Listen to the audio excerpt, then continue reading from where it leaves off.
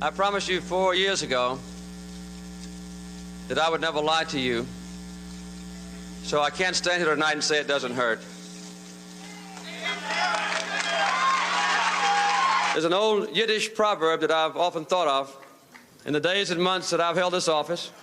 It says simply, God gives burdens, also shoulders. In all the days and months when I have served you and served this country, you've readily given me your shoulders, your faith, and your prayers. No man could ask any more of his friends. That was a young President Jimmy Carter showing what it means to be gracious in defeat as he delivered his concession speech in 1980. And on this particular day, that feels especially relevant. In fact, so much of his legacy is a reminder of what grace and dignity in our politics can and should look like. That sentiment is no doubt on the minds of the tens of thousands of people who've already streamed in to pay their respects as he lies in repose at the Carter Center in Georgia. Now, tomorrow, his casket will be flown to Washington, where he will lie in state at the U.S. Capitol before the national funeral service on Thursday. Joining me now is Democratic Senator Raphael Warnock of Georgia, who shared a close personal relationship with former President Carter. It's great to see you. And I was reflecting today just on my visit. I came down to Georgia, spend the day with you about a year ago. Yes. We went to a farm. We met with religious leaders. We went biked. on a bike ride. I'm a terrible biker. That aside, one of the things that I learned about you that I didn't know well was your close relationship with the former president and how much he impacted you. So a lot of us, we've all been thinking about him. He's about to be in Washington. His body will be in Washington tomorrow. What do you hope people remember about his legacy? Thank you so much. Great to be here. What an extraordinary human being. I mean, he occupied the Oval Office, but let's just stop there. Jimmy Carter was an extraordinary human being and a humanitarian. He was a patriot in the best sense of the word, and someone who demonstrates, I think, as good as anyone I can think of in modern times, what it means to make your faith come alive in public service. And he did that while in office, and he did it when he left office because he understood that leadership is not about an office, it's about an orientation. And he never lost the depth of that commitment, and he kept finding ways to get in what another great Georgia Congressman, John Lewis, called good trouble, all over the world. Making faith come alive in your service is something I think not everybody's comfortable with. And I don't know if you struggled with that or had to figure out how to do that as you ran for office.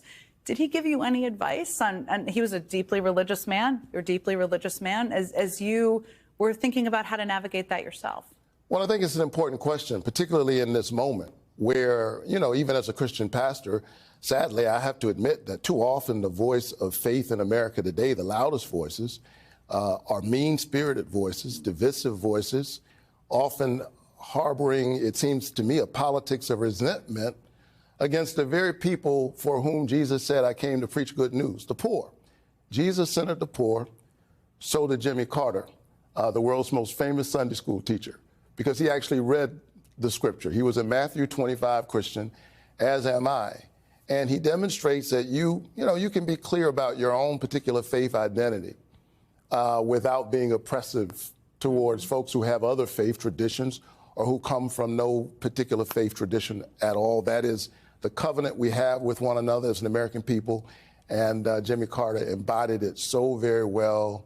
And he was a great missionary, if you will, for the best of the American spirit as he fought for democracies all across the world, worked to eradicate diseases almost single-handedly, got rid of the guinea worm, and really changed the lives of people all over the world.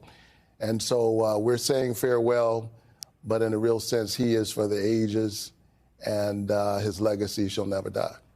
One of the pictures we showed is of the Carter sitting in a pew while you are preaching. You don't strike me as a guy who gets nervous much, but did you get nervous when the president, the former president and his wife were sitting in the pew?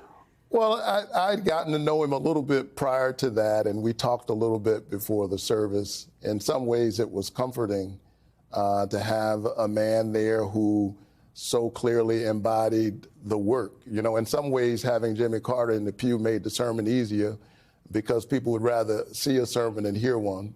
And I don't remember what I talked about that morning, but but he demonstrated the truth of our gospel, centering love, justice, and peace.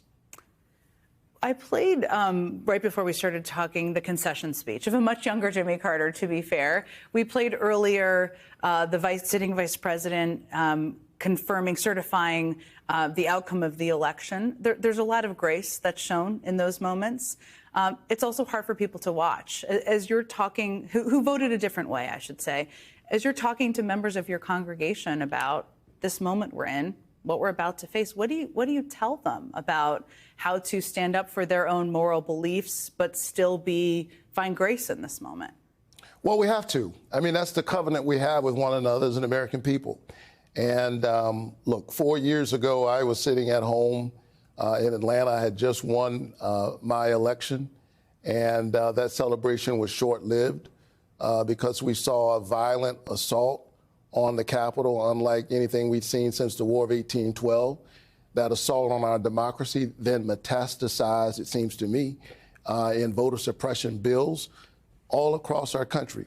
And so as I think about Jimmy Carter fighting within the democratic traditions of our own country, but then trying to help other struggling democracies all over the world because he understood and believed, as I do, that in a real sense, democracy is the political enactment of a spiritual idea. It is this notion that each of us has within ourselves a spark of the divine. And so we ought to have a voice in the direction of the country and our destiny within it. And he took that message all over the world, trying to help folks who were trying to stand up democracies because he believed in human dignity.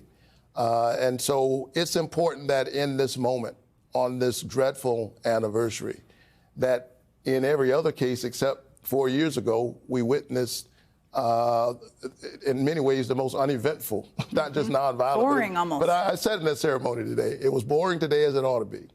And God help us to get back to that spirit.